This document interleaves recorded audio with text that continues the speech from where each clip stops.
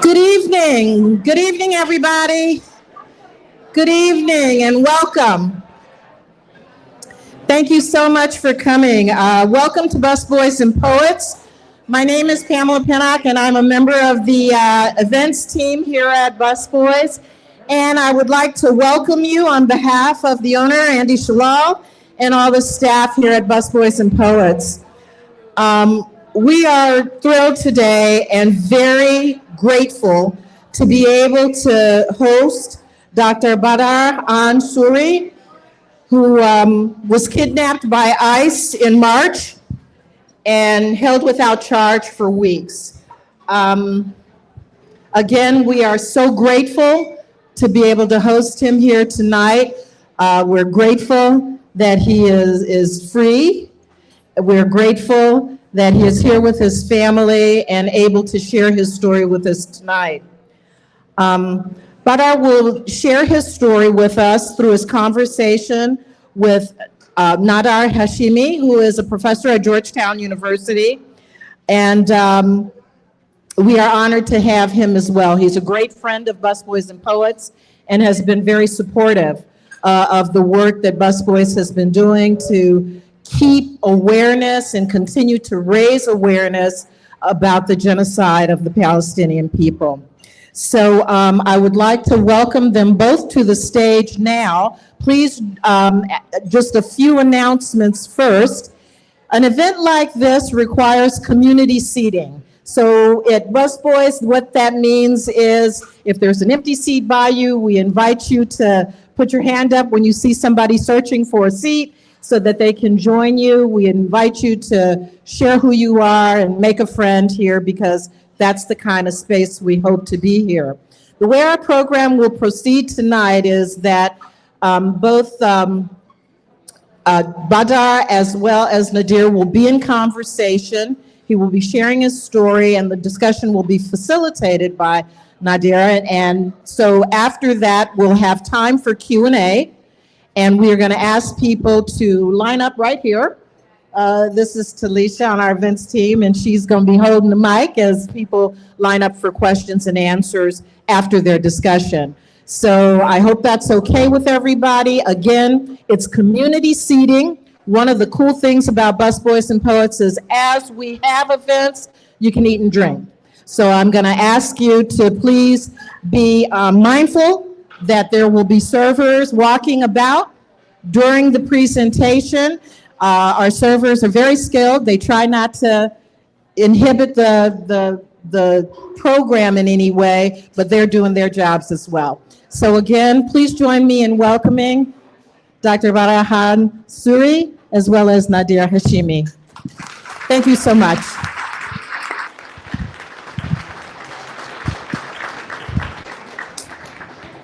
Thank you everyone for coming. My name is Nader Hashemi. I teach at Georgetown University. Welcome to our public conversation with Badar Suri, our postdoctoral fellow at Georgetown University and a former US political prisoner. On March the 17th, Badar Suri was arrested outside of his home in Arlington, Virginia, and taken to the Prairieland ICE detention facility in Alvarado, Texas. His case is a parallel case to that of Mahmoud Khalil at Columbia, Rumeisa Ozturk at Tufts, Ali Daroudi in Alabama, and several other cases. On May the 14th, he was released from detention, and now he is back reunited with his family. But you should all know that the Trump administration is still pursuing an immigration case where they seek his deportation on the grounds that his presence here in the United States poses a grave and enduring and dire threat to the foreign policy of the United States of America. Tonight, we're here to hear his story, to hear the details of his ordeal. Before I begin and ask him the first question, I just want to talk about the importance of Badar Suri's case because they're connected in three overlapping ways. Number one, this is a case of someone whose civil rights and whose human rights have been grossly violated by the United States. Number two, his case is directly connected to the authoritarian transition that is underway in this country as we speak by the Trump administration. And the third reason is that, you know, this is a case that's directly connected to the ongoing and escalating genocide in Gaza backed by the United States government. So for all those three reasons, Badar Khan Suri's case profoundly matters. It's a huge honor for me personally to have him here, to speak to an audience, to tell his story. And so I want to begin by thanking Badar for being with us tonight. And the first question that I have, Badar, is I want you to take us back to March the 17th, that fateful night when you were arrested. Tell us what happened to you in as much detail as you want to on that important day. Thank you for having me, and good evening, everyone. It's a pleasure to sit freely with you. There was a time I wasn't free, and still those fear, still some part of me is with those fear with that ordeal. So March the 17th, it was Monday. Monday used to be in those days very special to me. I used to teach my class on Mondays. It was my first course, first time as a teacher I was teaching something very important on majoritarianism and minority rights. It was on South Asia, but it's the same thing everywhere. I hope I am audible. So it was a beautiful day. First, I like springs a lot because the way trees were changing the color, I would always see, because I'm here for more than 2 years now. When this thing is getting pink, now when it will get red, I was waiting for some on our Georgetown bus stop to turn purple. And I would think that I will bring my kids and put them in this spot, we'll have wonderful pictures with them. And then I thought that I will go for cherry blossom. Last time it was in Ramadan. And this time also it was in Ramadan, but Ramadan would be ending by, say, in those time, March 30th or 31st. And then I would have chance with my kids to go to cherry blossom. So it was a beautiful day, it was a beautiful class with my students and everything. Then I was fasting, it was Ramadan, so after my class, I was tired, I took some time, I sat there for half an hour all by myself. Later, some colleagues told me there were some suspicious people sitting outside of my class and they waited for me for very long time, and because they thought that I left because I didn't come out of my class for a good time, they were not able to arrest me or kidnap me there. They would have done that there. So maybe they were following me or whatever. Then I was hungry, I was waiting for sunset so that I can break my fast. I quickly prayed, and then I went to my community place where everyone was there for breaking the fast. I sat with them, discussed tough times, and then had a great Turkish meal. Was missing my kids. Everybody was asking where is my son. Everyone is fond of him. And then I promised them next day I'll be bringing him. And then I left the place around 9. I took 9:10 shuttle, and then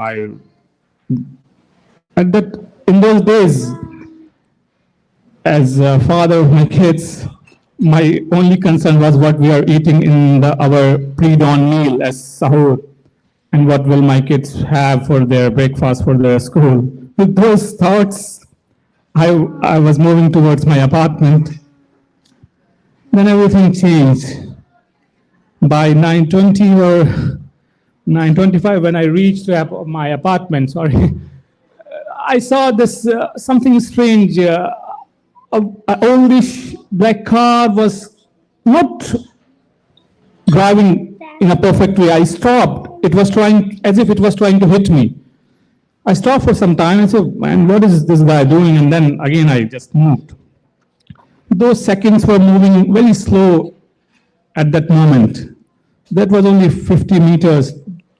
And then all of a sudden, when I was about to turned towards my building gate, this car, which was driving dangerously till now, someone blocked me, opened the gate on me, and I saw a guy masked jumped out of this car, and then he said, "Are you Badar?" I was shocked. I mean, this guy who was driving so badly, how he knows my name? He was masked. He was not wearing any kind of uniform, no badges, nothing. He looked like a proper militia guy. How he knows my name? I said, I was like petrified at that moment. All I could say was, yeah. He said, you are under arrest. I mean, I said, what is he saying? How can he say what he's saying? Who is he and what? I was just stuck with what and why, what and why. Why he's saying so, what is he saying?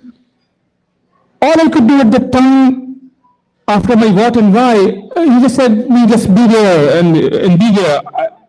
I was there, and then I realized that I should have a phone. Why not I try? Maybe he will not allow me, but why not I try to call my wife that, hey, this is happening. So I just called my wife. Thankfully, he didn't see or he allowed or whatever. I was able to talk to my wife that please come, some people are taking me. She was not able to understand what I was saying, but then I repeated and thankfully she came. And when she came, he saw me surrounded by these masked agents and answering nothing. And then she also asked, who are you? What are you doing? Why are you doing this? And all they said that his student visa is revoked. I got a small hope. I said, maybe he's confused. I'm not a student. I should say that I'm not a student. I'm a researcher, a professor. I just came teaching students. But he said, it's the same thing. It's the same thing. You are a student. I said, okay. Then I quickly asked my wife to bring my passport and bring my document, DS 2019, to prove him that I'm not. Maybe he's still confused. And she brought, and when she brought it, they already handcuffed me and put me or were putting me in this same black unmarked car. And they didn't let my wife give my passport and my DS 2019 form to me, and they took it. And then we moved. I was still in big shock. I was devastated and I knew nothing. I was like numb. And then as they moved, they start talking. I was also asking what is happening, why are you doing this after student visa revoking thing. They said someone very high at the Secretary of State's office doesn't want you here. I said, okay, well, I mean, why would Secretary of State and all this about me? Who am I? And they said, we will deport you. I said, what? This was shock after shock after shock after shock. I mean, deport me? All I could ask in a very insensible way was, when? He said, now, today. As I said, it was shock after shock. Okay, then I was again numb for some time, and then I said, will my family, my wife, won't know where I'm going, what you are doing? And they smile and they say, when we will put you in flight, we will let her know. And then I sat quiet. I said, who these people are? Why? I mean, saying why they are doing this. I was not able to understand what wrong I did. I just was a regular day, taught, came back, fasting from long time. And a week before, I was extremely ill. I was not able to even walk. I was that ill. Maybe had COVID or something. Then they took me. They told to my wife that they are taking me to Chantilly. Now I was able to understand that Chantilly, deportation, airport, everything is, I can, like, yeah, so they took me to Chantilly and then dehumanization started. They asked me to remove my shoes. First laces, not the shoes, laces, and then took me inside and then they finger scan, this DNA swab, photographs, and all this thing, and then those officers, masked officers, now step aside, and civilian clothes person were now doing all those things, and there there they were saying that we know you are not. I said, what is happening? Then he said that no, we are not. You are not going anywhere, and we know you are not a criminal. We know everything about you. It's just a crazy time. They kept on those lines that it's a crazy time, and you will get your justice and all this and that. Then I was good. I said, but that guy was saying that they are deporting me. He said no, they know nothing. That then he showed me some paper which he generated from the computer that you have a court in Texas in May. I said, why in May and why in Texas? He said, it's just computer. I had a relief that time that, okay, they are not deporting me. This guy is saying that I have a court and I'm not a criminal and justice will prevail and I'll be back to my family. I said, okay. And then he said that this is just computer generated and now the next shock was that now we will take you to 3 hours drive from here to somewhere, Farmville in Virginia. I said, why 3 hours? Why not here? It's a night. We don't have a place for you. We don't have a bed. It's just computer generated. And maybe after some days you will be back to your family for sure. I was happy with that. The good thing he did was he allowed me to talk to my wife, and I said that, hey, I mean, something bad happened, but now they are saying that I have a court and they are taking me for this night to Farmville and then I will return soon. I told her everything. And then more chains come. This time they put they put the shackles back and now my waist had chains. Not leg this time until now. Then they took me to this place in Farmville, and I'm claustrophobic. They put me in a very small car, and for the first time in my life, I was now shackled and chained and was in a very small car, and I don't know what was happening and why was it happening. So, but we moved. It was a very tough journey, and then we reached Farmville. Then another shock. The moment we entered inside, there were like cells. There were people like in chains, and now, yeah, they just put me in a cell by myself. And sorry, we were eating, but I had to use bathroom, and there was a camera over me. I had only seen these things in movies, and it was happening to me for the first time. You have to undress and use that bathroom under that camera. I had to do it. I did it. And then next thing was I had to sleep on floor and without the blanket for sure. And I was telling them that it was like 3 a.m. now. I was telling them that I am fasting and I need a pre-sunset meal around 5:30 or something. But that meal never came, and I kept on asking, and they never gave me anything. The nurse there, she did a TB test to me, and she said that, oh, you will be fine now. You will not be in this cell. I said, they put me in a cell, I'm on floor. So you will be going to a dorm, and things will be fine. But then they again came around 6, 7 a.m. and took me to another place. And yes, here in Farmville, earlier I was told that when I will reach there, I will be allowed to talk to my wife, that I am here now. But they didn't hear anything. They didn't let me do anything. They didn't answer what I was asking them. It was as if I'm a dead man and only my soul was there and I was seeing them and they cannot see anything. Then they took me again to some other place.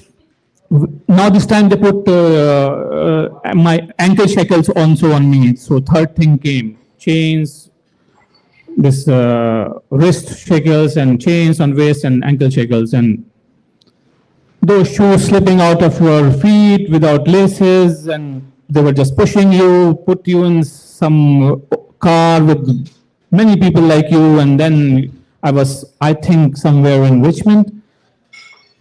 And there they put me in a small cell all by myself. It was very cold. There was not even a space to lay down there. And they didn't remove my chains from the shackles from my ankles. And I sat there hungry. And then again, they came around 1 maybe. And they say, let's move. I asked them that I need to talk to my wife and I need to tell them that I'm fine, I'm here and something. They didn't reply. And then I asked them again that where am I going? They would not reply again. They said, we are not supposed to tell you. Then just put us in a car and then again, it was an hour long drive. They stopped to some places and then all of a sudden I saw myself in this car on a tarmac where a big plane was parked and my car was there. So I realized, okay, they were all lying. It is against, they are deporting me, right? That's why they are not telling everything, letting my wife know anything. You thought they were sending you back to India. Yeah, because that's when they just moved me from my home. They said that we are deporting you today. And the other officer, civilian officer said that, no, there is this court thing. But he also said that when I asked them that why in May, he said that it can be preponed. So I realized that they can prepone anything, do anything because they were lying. They were not letting me talk to my family. I even didn't know if I have attorney or anything. Right.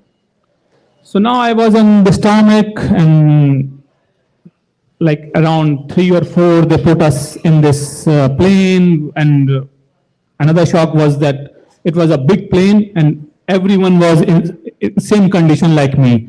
Chained, shackled, that's it. And the first thing I asked them was, I need to use a bathroom. So they said, later we'll let you know. And when they let me know and they took me there, I was waiting for some time to unlock me. They say, you have to use it like this. Use it or do whatever you want to do or better do it in your trousers. We will not open anything. And even the door won't close. And there was no tissue, no water. They were having sanitizer. That's it. That was the only favor they were doing.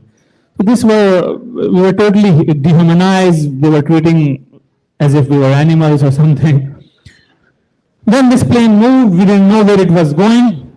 I thought that it was going like maybe for India or maybe not India, somewhere, because there were other people as well, but certainly for some deportation. They were all Hispanic people around me, so they didn't know English, but I was not able to talk to them. Someone said that maybe we are going to Louisiana, but authorities never told anything. Then we landed in Louisiana around evening. We landed, and then I read that it was some Alexandria staging facility, Louisiana. And right at the airport, maybe 50 meters from this tarmac again, we were housed in this big hall where we sat for hours with those chains and everything. People were saying, we need to go to bathroom, please, please. They said, no, wait. Someone said that I'll do it here. They said, no problem, then you will wash everything. But they will not let anyone go. Around night, they unlocked us, and while doing this, they didn't know. I was naive, and when they were doing it, first they spread my leg. I didn't know. I did so that they can open. And next thing, he thought that I had to put my foot up, but I didn't know anything. So that guy punched my back of my knee. My ligaments pain till today, maybe because of that or because of acute malnutrition, which I will go through later. I limp when I walk. So, yeah, then at night they put us in this kind of cells where we were locked, and I didn't get food. I told that I was fasting. I didn't have anything in the breakfast. I need something. They say, okay, we will do something, we will do something. They brought it around midnight. But I accepted whatever, at least I got it at midnight. I don't know, I was because in extreme tension, at least I drank water, that was enough for me that time. So yeah, then we were there for 3 days.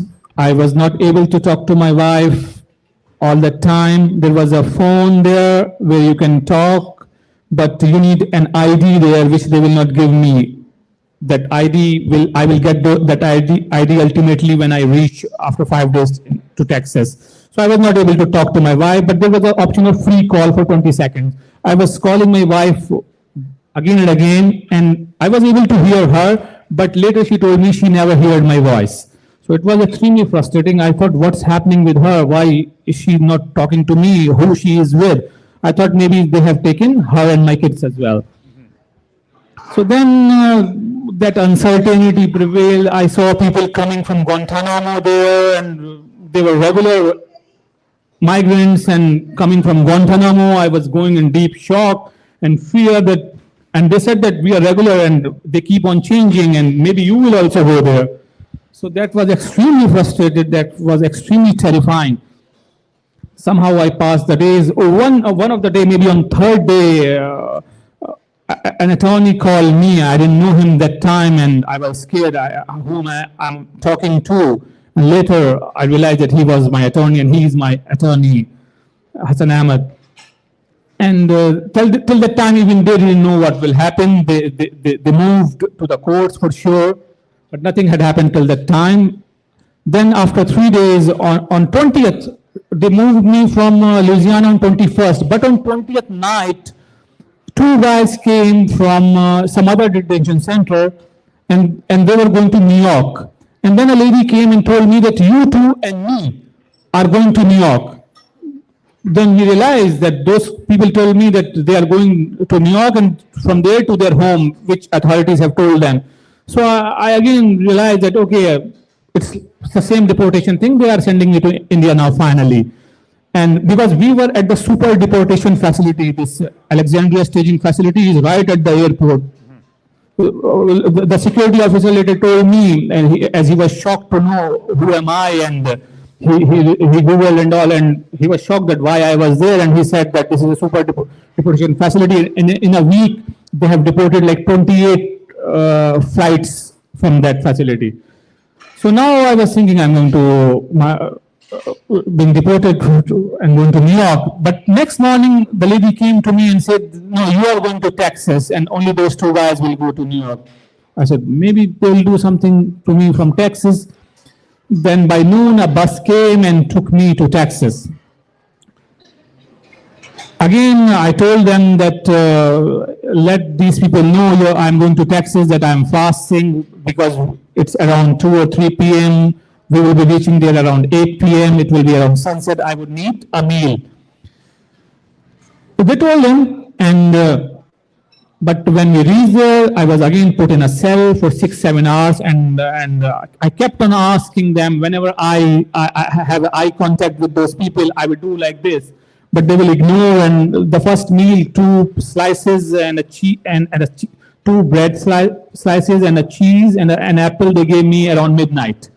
And that place where I was sitting was used as a bathroom. It was stinking, and I asked them that please let me sit out or let me eat out, but they ignored. And like that was a dehumanizing experience that I didn't want to eat, but I was hungry and I had certain gastric issues that if I don't eat at proper time, and I will have gastric pain. So I ate, but I hid down a bit, said that nobody see me. And I don't know why I did that. I ate that thing, and I was there from 8 p.m. and I was there till 3 a.m. And then at 3 a.m. they put me in this pod where I will be for next 7 weeks, I think. And when they put me in that pod, I don't know, first I was seeing that there were different kind of uniforms, and there was yellow, blue, there was orange, and then red. When I was in cell, I liked the red one. I thought I should get this red one. This looks good, because yellow and orange were not good, and blue was, I didn't like it. I got red. So but later I would come to know what red means. It is for highest security, most dangerous people. And when they put me again in that red security pod, I was shocked the moment the guard opened the door, and first foot I put in, I put it back, because the inmates start shouting that how many people. It was super overcrowded. I can see at least dozen plus people sleeping on floor. They said, how many people will you bring? And there is no space here, this and that, but they won't care. They just pushed me in. I even said, when they started shouting, I said, please take me some other place, because this regular pod thing was happening for the first time to me after 5 days. Otherwise, I was all by myself. But they pushed me and gone. Then people started asking me, hey, you are in red, what you have done? I said, you all are red. They said, we are felons, we are big criminals. What have you done? You tell your story. I said, no, I'm just a researcher, I'm a teacher. They said, no, man, you're a teacher, you must have raped your students. So I was like extremely broken.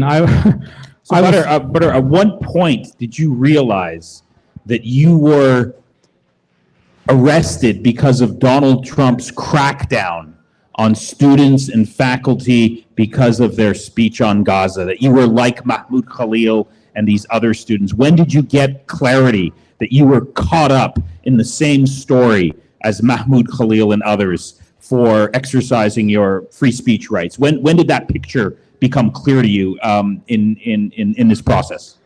Frankly speaking, I can say never ever. I knew about Mahmoud Khalil's case, and I knew he was a student leader. I knew when they arrested him, and I followed the media, I knew that he was a student leader who was organizing protests in Columbia University, and Trump administration before coming, they were just saying that we will take care of those who were protesting and all. So it was just from their playbook, they just took for their domestic performance, they just took Mahmoud Khalil. But I was not able to understand why they took me. Before they took me, they were attacked, some doxing groups were attacking my wife from a month. And when they realized that she is an American citizen, they were shocked, and maybe they did a little bit of more research, and they were lucky to know that, oh, still we can punish her. She has a husband who is just on a regular visa here. And because the officer who took me, he also told me that Secretary of State and also due to some social media. And I asked him that I'm very inactive on social media. Barely I do something. Like in a year, I will do four or 5 times. I was not able to understand why they are doing this to me. And all I was able to understand was that they are taking me for my color, for my religion, and because I'm married to an American citizen of Palestinian origin. It was her Palestinian heritage, for that they were taking me. And for sure, I am symbolic to Palestinian rights. I'm a sympathizer to Palestinian inalienable rights. So I'm sympathetic to Palestinian cause, and my wife is an American citizen of Palestinian origin. I'm person of color, I'm Muslim. So I was able to think that these are the reasons maybe they are doing it. And because they it was all Kafkaesque by the time, they literally disappeared me, if I can say that. I was not able to talk to my wife. I don't know if I have attorneys and all. My future attorney for sure, he called me once after a 3rd day in Louisiana, and still we talked only for 1 minute, and I didn't know anything till that time that is he my real attorney or what. And I was seeing lies after lies, and I was seeing mockery of rule of law and due process, because I was not able to really understand that they could do this to me in the United States of America. I was thinking that I heard only about these things in North Korea or Russia or somewhere in Middle East or in Africa. What was happening now here? This was really shocking to see. So how did you spend your time in this ICE detention facility until you were released? What was your daily routine like? I know one of the things that you told me when I went to visit you was that you only had access to fresh air 2 hours every week. So that must have been tough, but could you give us sort of a sense of what your daily routine was like? When did they feed you? How did you spend your time? Some specifics about that would be of value for understanding what happened to you. So that was really an ordeal in every sense. So first, when they put me in, as I said, it was extremely overcrowded. People were there on floors. So they put me in a TV room where TV was blaring for exactly 21 hours every day. It would be on till 2 a.m. and again 5 a.m. it will be on. Why 5 a.m.? Because they will serve us breakfast at 4 a.m. someone will come in this dorm and shout "Chow" because everybody was sleeping. They would laugh, and there were some young kids who were doing that job there, and they were excited about awaking these inmates, these dangerous people. So they will just shout at 4 a.m., always before 5 a.m. At 4 a.m., at 4:30 a.m., they will shout "Chow." So breakfast will be like that, and most of the time they will take us like that to dorm. We were like 55 people. The dorm was for some 36 people, and hardly 10 people will go for breakfast because people they go to sleep late. And they will, whatever food they give us there, they give us a small milk as well. So if we want to save it and bring that to our dorm, they will not allow us to bring that milk to our dorm. And sometimes they will give breakfast to us in our dorm, and even lunch or dinner. Most of the time they will give us in our dorm. So food they will bring to the dorm, but if we carry our milk to use it later for some coffee and thing, they will not allow that. And yeah, I was in TV room. I was on floor for 14 days with other inmates, and the food was really scary. There were no, like I'm an Indian. I love spices, but the food was all blonde. It was mashed potatoes, a very small amount of beans or peas or carrot. And mostly something a soya patty. There was never meat. Only on Wednesday lunch they will give a small piece of chicken. And yeah, and they were very calorie conscious, so they will give us white slices, 2 white slices, and extremely sugary a cake piece, which was in order to have a very rich carbohydrate diet so that everybody can maintain weight. And by the way, in these 7 weeks or 8 weeks, like I was in this for 59 days, I lost around I was 81 kg. When they took me, I used to like check my weight every day. And when I came back and I checked my weight after 3-4 days, I was 73. So I lost around 8 kg, which is around 15-16 pounds. Why so? Because I was not, I realized after when I was eating this thing that something is not good in my body. And so I asked them to check my blood and all after a month. And when they checked it, because they were also giving us processed food. So my cholesterol was 273, my triglycerides were 490, my uric acid, because my bones were paining, my uric acid was 7.5, and my vitamin D was 20. So I was in extremely bad condition, and because of that, then I stopped eating carbs, and I asked them for a heart healthy diet. So they gave me heart healthy diet, which was in place of white slices, they would give us same food with brown slices. So it was really mockery of everything. And then for sure we will not go out 2 hours in a week, and food will be anytime. The dinner they will give at around 5 a.m. or 6 a.m. And they won't care how your health is deteriorating. If you have anything to do with your teeth, they will not check you before 6 months. By this detention center's laws that in order to check your teeth, you need to be there for 6 months. I had seen many people there whose tooth was really moving, they have pus and everything, and they won't do anything. Once they took one poor guy, one Iraqi guy, they booked an appointment for them to Dallas. They would never have a doctor there. They booked for him an appointment in Dallas, say April 15th.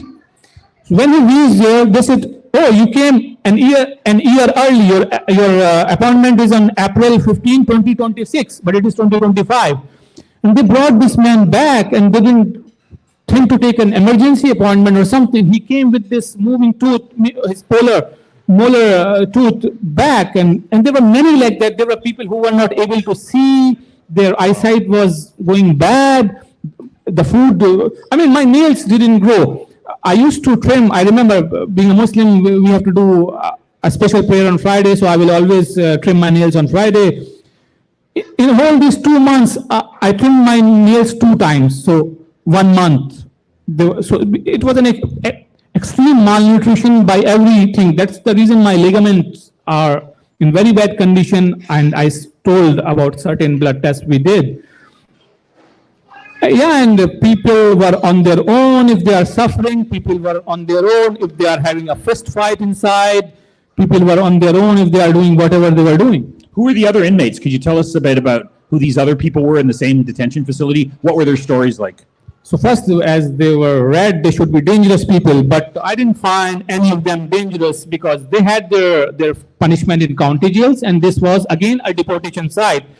So they were all there to be either released on bond or win their case or deported ultimately. So they were mostly Hispanics, but also Asians, also Africans, and yeah.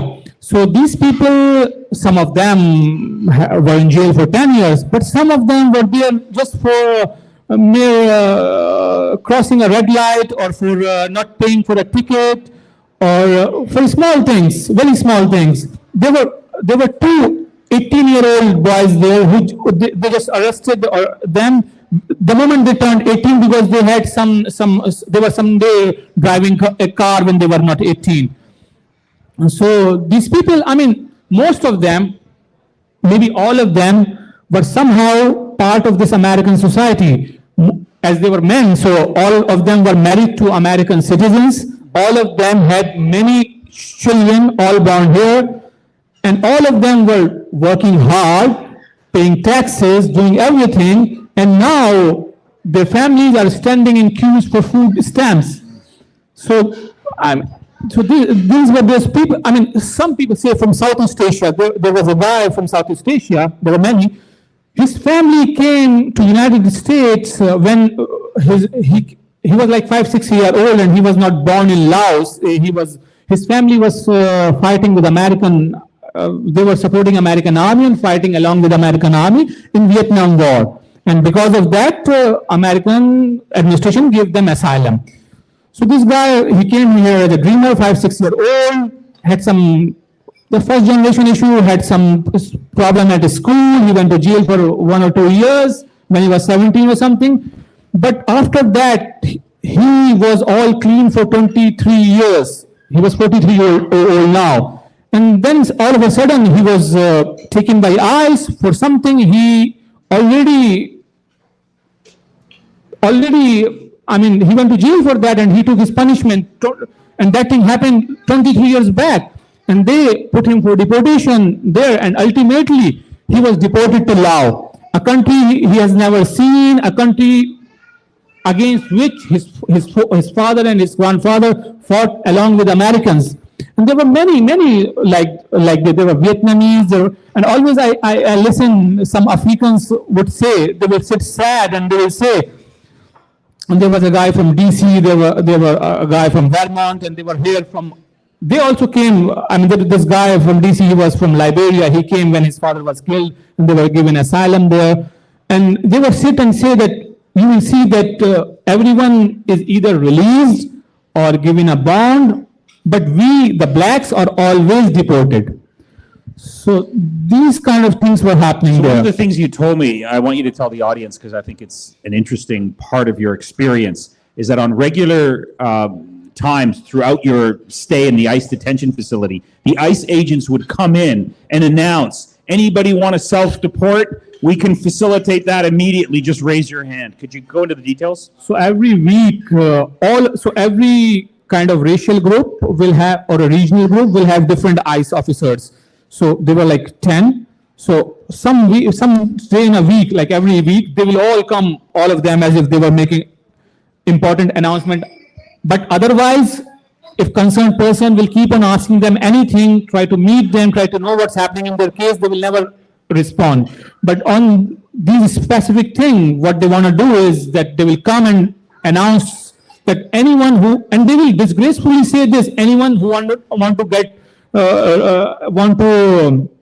give away their legal rights and want to go home early, want to self-deport, please sign here and you will go tomorrow. And we literally see Hispanics will sign, and same night or next day they were gone. So they will regularly come like this. And they were, but on the other hand, there was a guy from Ghana who was there from waiting for to go his home from 6 months. And he will say, I want to pay my ticket. I want to go home. When will I go home? Was never allowed. I came here and he was still there. And he said he was there from 6 months.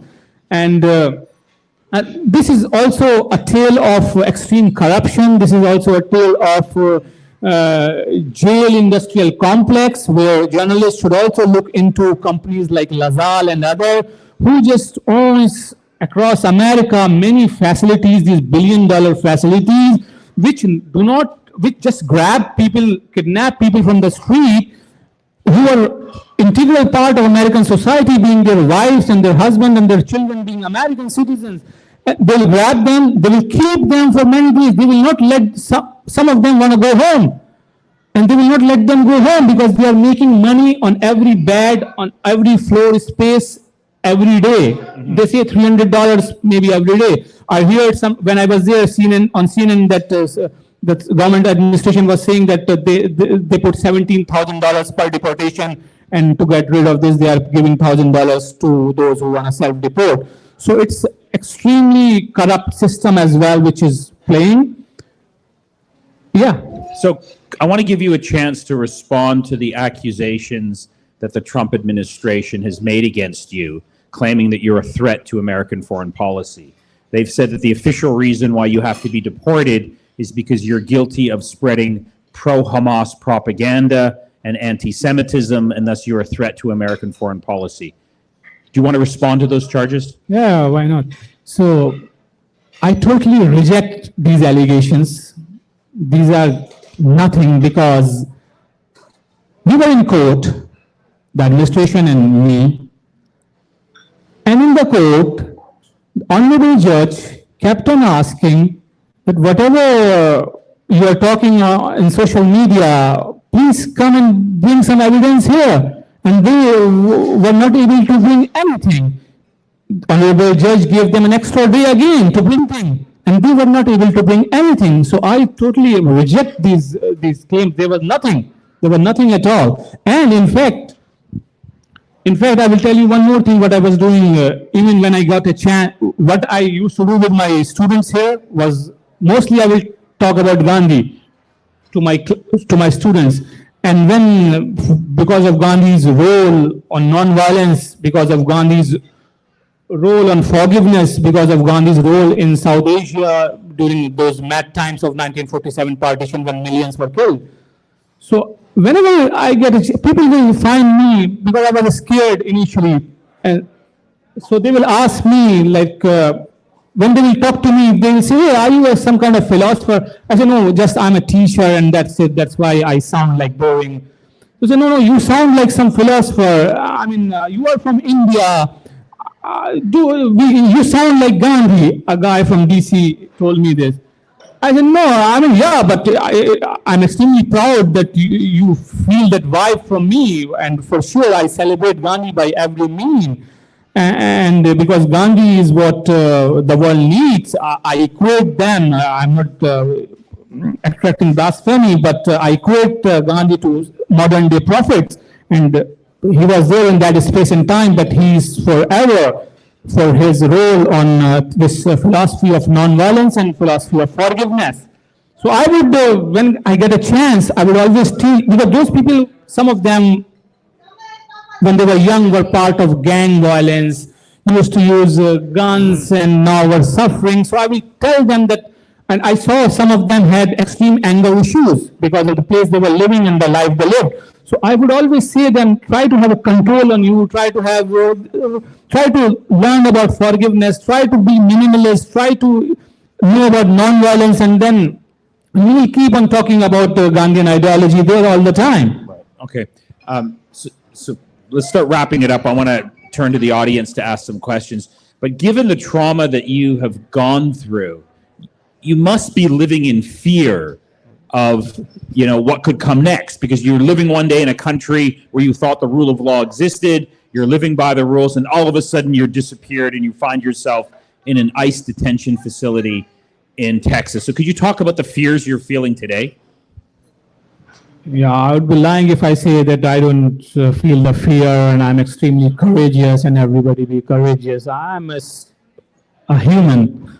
like every human, and I am father of 3 kids. I have a wife, and I'm a, say, kind of researcher of this majoritarianism, authoritarianism of minority rights, and I know how minority suffer everywhere, be it Jewish minority, be it Muslims, Islamophobia, anti-Semitism, or racism of different kind. But I know how people suffer. So this fear, and after, I mean, I still believe that this country has rule of law.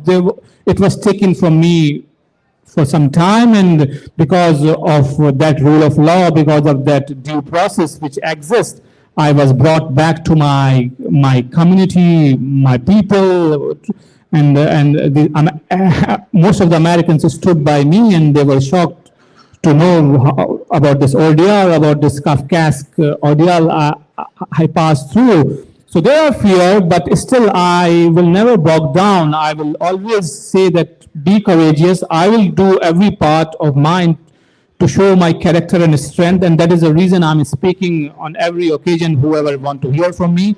And I'll keep on doing that. And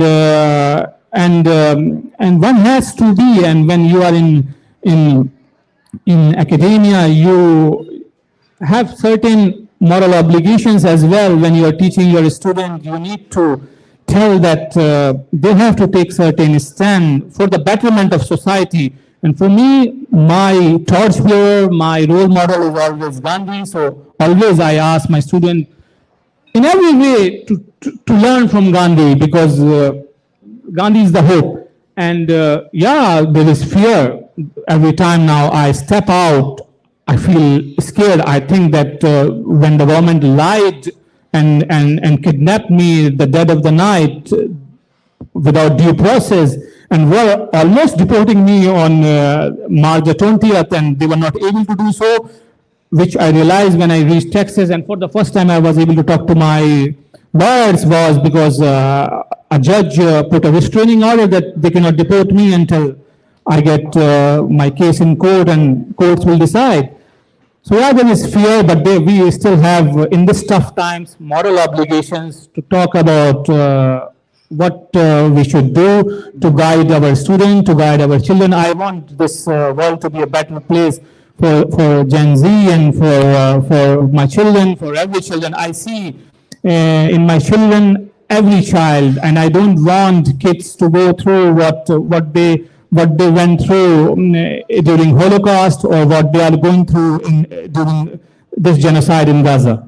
Okay, last question that I think everyone wants to know is what comes next for you legally, because the Trump administration is still trying to deport you. There's still a long legal battle that lies ahead. And to answer that last question, I want to turn the mic over to one of your lawyers who is here tonight, Hassan Ahmad. Please give it up to Hassan, because he's responsible for this man's freedom.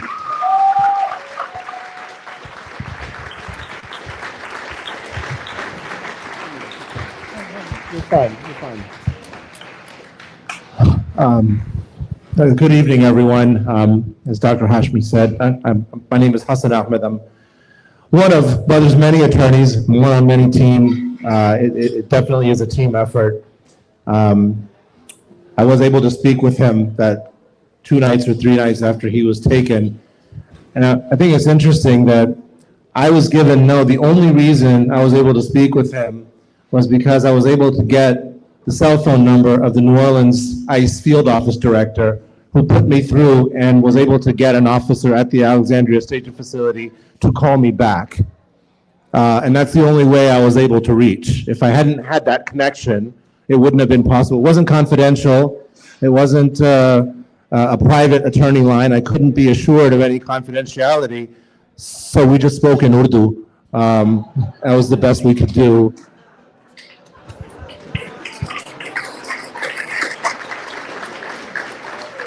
And he's the one who knows what fear is in my head that time. Because that was just a short time after. But look, we are thrilled that Dr. Suri is out of jail, is no longer incarcerated. I had gone down to Texas myself for his initial immigration court hearing on May the 6th. I came a few days before, and got to meet him for the first time the Saturday before his hearing. His legal battles are just getting started. There is a long, long way to go. But at least he gets to fight it outside of a jail cell. Many people, many of whom he referenced, his co-inmates, don't get that opportunity because of the way the system works. It's designed to snatch you up, break your spirit, kill your spirit, until you're just ready to just say, all right, fine, just get me the hell out of here.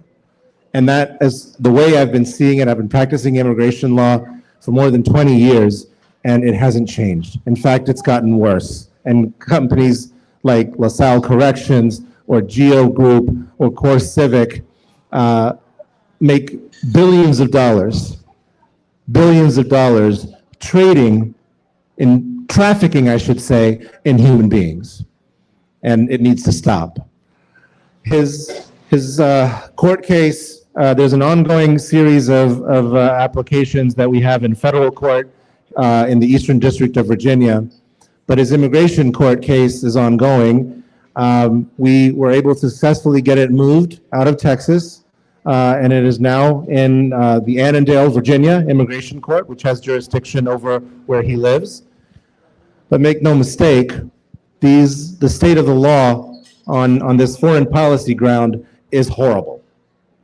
At this stage, judges, immigration judges, have almost no authority to second guess the findings of the Secretary of State. So Marco Rubio could chat GPT a letter and say that, well, and no judge would be able to say, hey, show your math. Nobody would be able to say anything, as long as it's facially reasonable. And it took us a long time, but we did finally get the Rubio determination, or so-called determination, as we call it. It references 3 exhibit tabs. The government has yet to provide those exhibit tabs to us. It's just sort of the preface of the determination, and that's the only thing that's been given to us.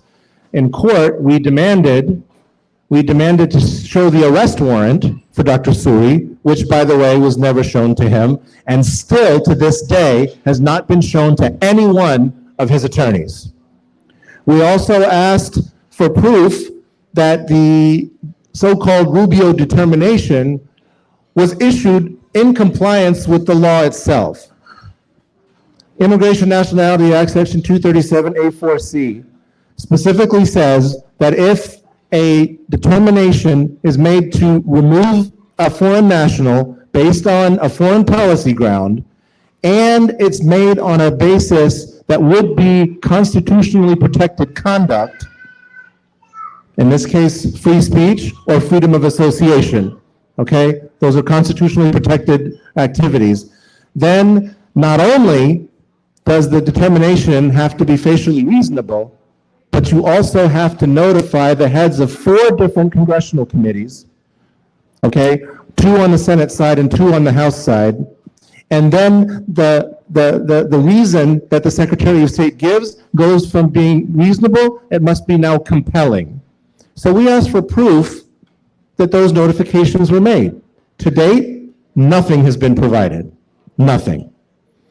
And that's been the case in many of the similar cases, like Mahmoud Khalil and Rumeyza Ozturk. We have been pushing, both from a legal standpoint, from using the courts, and also using our contacts in Congress, pushing legislatively to try to get some transparency. But as Dr. Suri said, when it came time to file the evidence that they say they had in court, they came up with nothing. They had nothing, nothing whatsoever.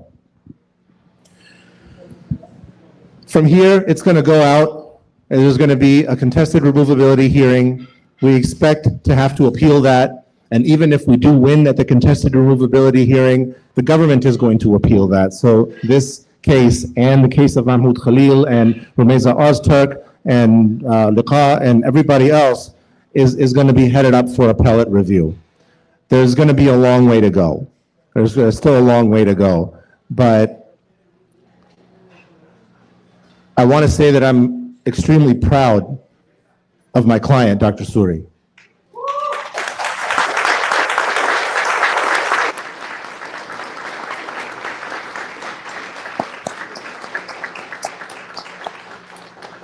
He is a living embodiment of the principles of Gandhi. He walks the walk, he doesn't just talk the talk. And it's something that he told me that I'll never forget on that Saturday that I first met him in the detention center in Alvarado, Texas. I'm translating, but he said, I was who they wanted me to be. I kept my head down, I had my nose in my books. But after they've done this to me, why should I be silent?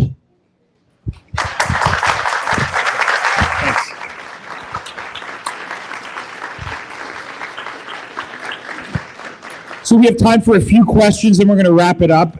In terms of the media, I just want the media to know that there's not going to be one-on-one media interviews afterwards. You have to contact the ACLU Virginia if you want to set up an interview with Badar Suri. But since this is a public event, we can take a few questions, and then we'll wrap it up. So the floor is open. Yeah, oh, Nagar has her hand up, yeah. I'm sorry, can you keep Right your there. hand? There we Right go. there, yeah.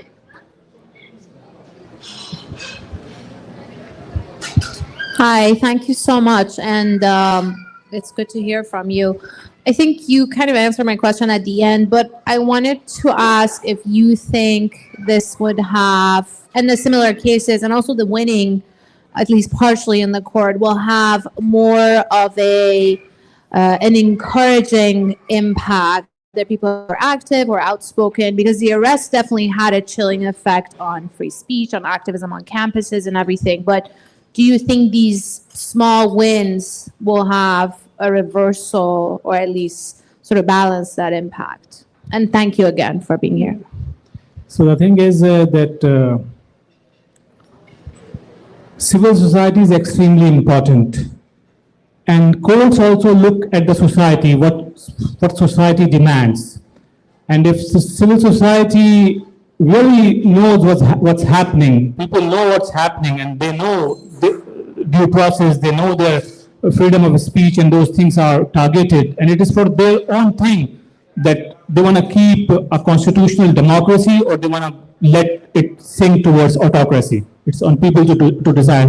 People like me will do all my bit, will say whatever happened to me, will always stand with the marginalized, and if it helps American society, I'm extremely proud of that.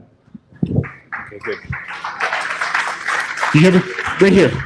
I mean, I would say something here that, see, I come from land of Mahatma Gandhi, and Mahatma Gandhi belongs to everyone.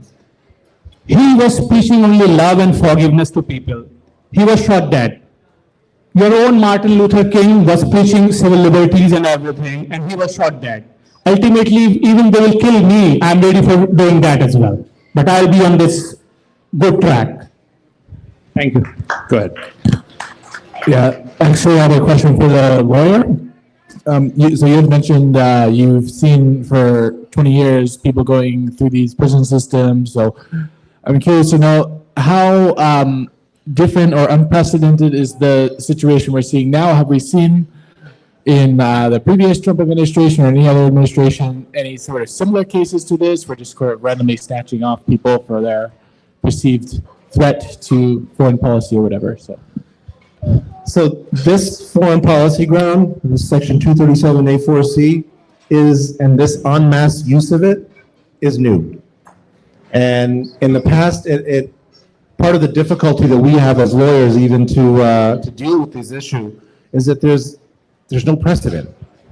There's one case from the Board of Immigration Appeals from 1999 that we can rely on, and that's what I was telling you, where the state of the law is as bad as it is. That's the case that actually comes from, which itself grew out of a case that was decided by none other than Marianne Trump, President Trump's sister, in 1996, out of the Third Circuit decision. There are a lot of buttons to press and a lot of levers to pull in order to transform our immigration machine into our immigration law into a deportation machine. And what I've noticed this time is, whereas before it was sort of like just bringing a sledgehammer and just, breaking down everything in Trump 1.0, this time they brought a scalpel. They knew exactly where to push. They knew exactly where to pull. And it feels a lot more surgical this time. And as a due process enthusiast, it scares me and concerns me a great deal what we're seeing this time around. Okay, we have a question back here, Okay, yeah, go ahead. behind you. Go ahead. Yeah, go ahead. Thank you. Sanjeev. Thanks, Nader. For Mr. Suri and the attorney, thank you both so much for sharing your wisdom. My question is, what would you like to see all of us doing right now? The people in this room, the networks we're a part of, both with regards to your case, other people facing the same situation, and then more broadly, what do you want us to be doing? Hassan, you want to take that first, and then we'll get Badar to weigh in? Be loud, in a word. I think our elected officials need to understand that there's a cost to supporting or even remaining silent in the face of these policies.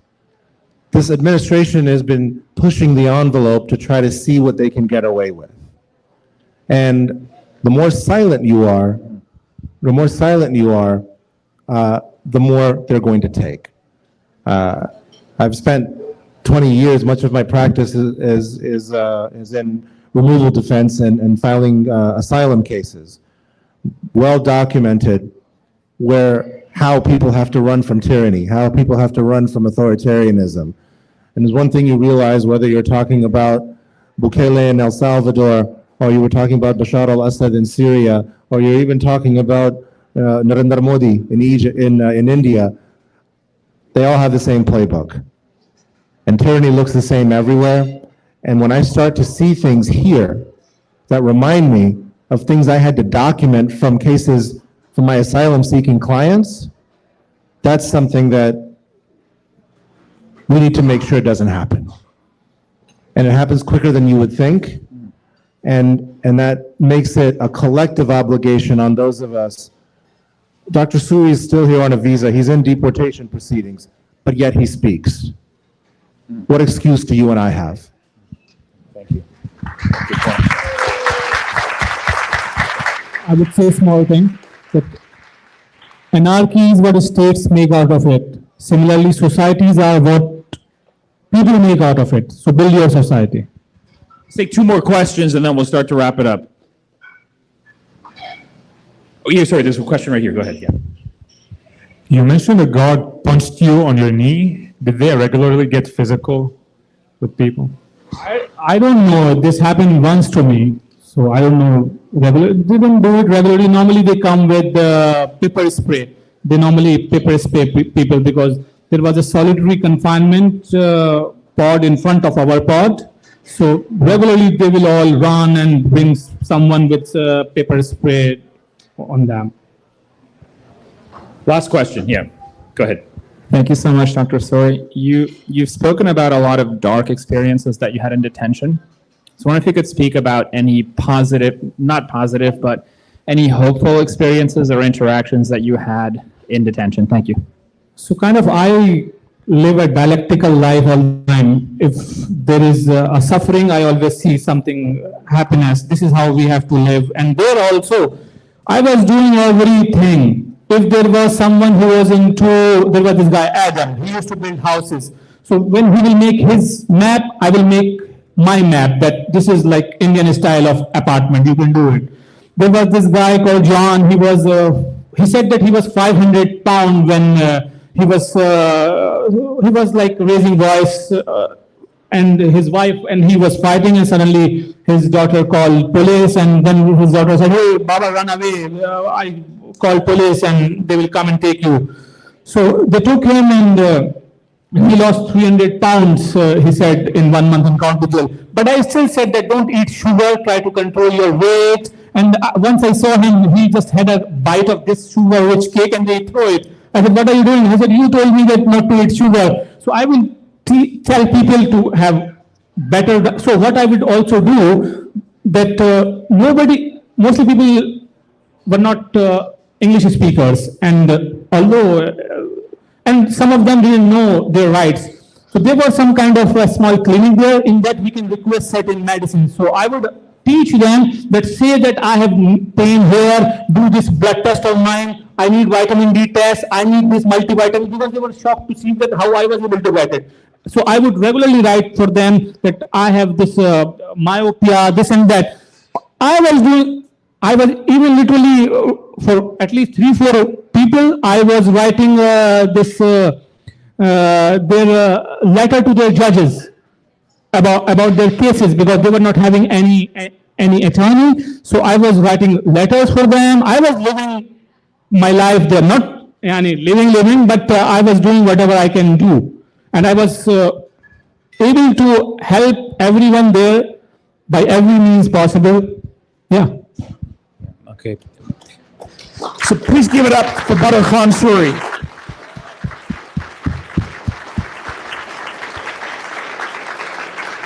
Go ahead.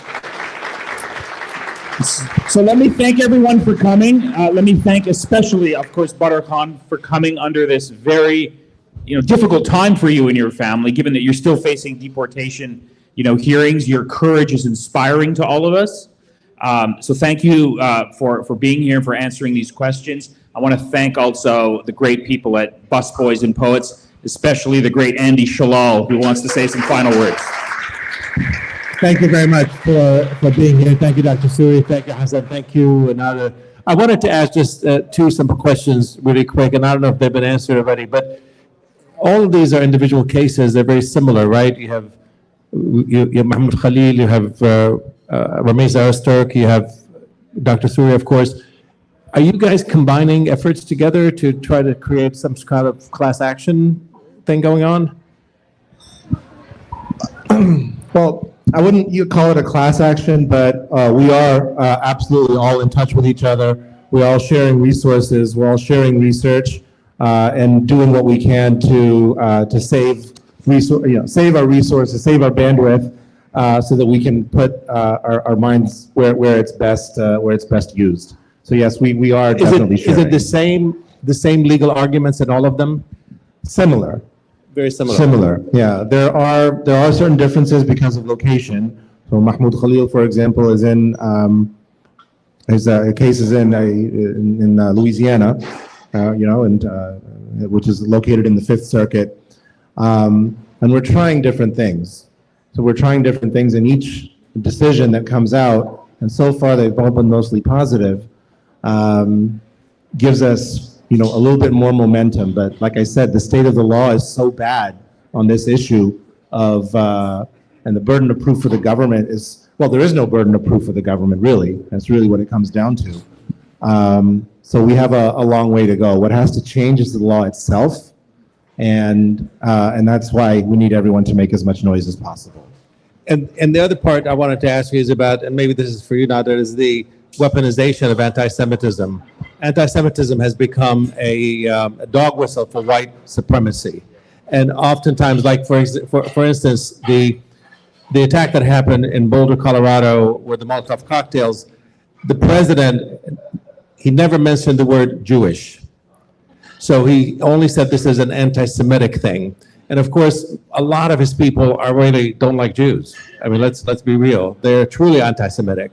But anti-Semitic is being used as a weapon to say this is to promote anti-supremacy, and so using that kind of threshold to be able to do that. How do you deal with that? How do you deal with the idea of sort of getting beyond that? Well, I mean, the first thing you have to do is you have to forcefully state that all of us condemn all forms of bigotry and racism, including anti-Semitism. Point number one. But I think if you say anti-Semitism, you're saying anti-white supremacy. Yeah. So I think you have to be careful than to say I condemn anti-Semitism. You say I condemn hatred against Jewish people. Right. It's not always anti-Semitism. Right.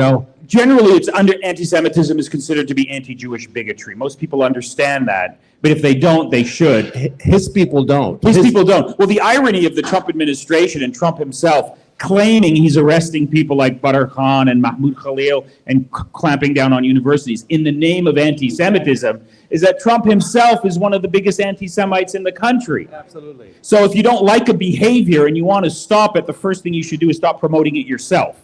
Right? That's Well, point number one. you have to redefine anti-Semitism and how they're using it, and use it as a weapon against them. I agree. Because that's really what needs to happen. No, I totally agree. And of course, then we have the whole question of how Israel and Netanyahu are deliberately using anti-Semitism to justify this genocide. Absolutely.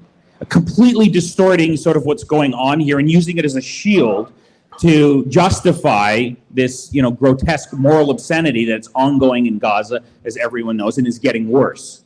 So, I think one has to be morally consistent here. One has to point out the hypocrisy and the cynical manipulation of these claims that are being used to justify these authoritarian policies. And I want to thank you, Andy, once again for giving us an opportunity at this bookstore for having these types of discussions and debates. Thank you, everyone, for coming.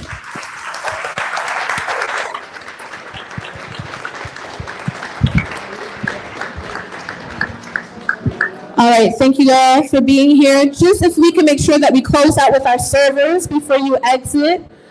We also have an open mic that's happening in the room behind us. So if you guys want to stay for open mic, feel free to join us, okay?